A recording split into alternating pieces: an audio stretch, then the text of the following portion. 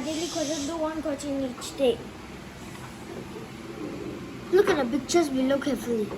Set A has 1, 2, 3, 4, 5, 6, and set B has 1, 2, 3, 4, 5, 6, 7, 8, 9. So set A has equal to 6 and set B equals to 9.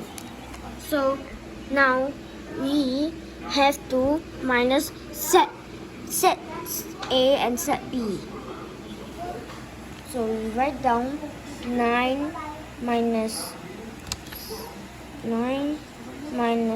6 equals.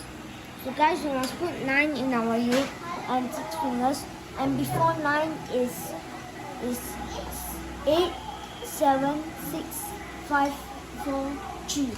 So it's equal to 3. So that's the difference over here. So it's 3. So set B actually has 2 more pencils than set 3 more pencils than set A. Thank you guys for watching my daily question, do one question each day.